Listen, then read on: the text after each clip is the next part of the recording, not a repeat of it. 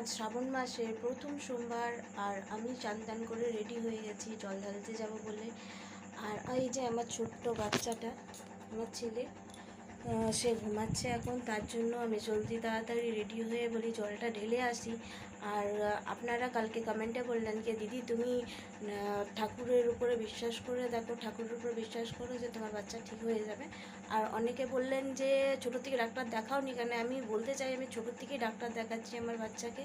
আমার বাচ্চার brain processing development slow হয়ে গেছে, সে কানে শুনতে পায় কিন্তু মুখে বলতে পারে না, নিজের প্রকাশ করতে পারে না, নিজের ব্যথা নিজের কষ্ট বলে সেইভাবে চিৎকার করে, কান্না করে আর সবাইকে বোঝাবার চেষ্টা করে। তো আপনাদের কাছে আমি একটু হেল্প চাই। আমার ছোট্ট মেয়েটি বলেছে মা সোশ্যাল মিডিয়াতে একবার হেল্প চেয়ে দেখো না, যদি আমাদের কেউ হেল্প করে। তো আপনাদের কাছে একটু কথা আমার বলার আছে, যদি আপনারা কেউ আমার ভিডিও দেখছেন, যদি কারোর কাছে হেল্প সেন্টারের কোনো নাম্বার আছে বা সরকারি কোনো হেল্প সেন্টার নিয়ে আপনারা জানেন তো আমায় রেকমেন্ড করুন না প্লিজ, আমার হেল্প করুন না প্লিজ। আমার একটা ছোট্ট চায়ের স্টল আছে, আমি সেখান দিয়ে অতটা টাকা পয়সা নেই যে আমি সেখান দিয়ে আমার বাচ্চাকে ভালো কোথাও ট্রিটমেন্ট করাতে পারি। যদি আপনারা কেউ আমাকে হেল্প করতে চায় আর আমার যদি এই সমস্যাটাকে একটু সিরিয়াসলি নেন তো প্লিজ আমার একটু হেল্প করুন।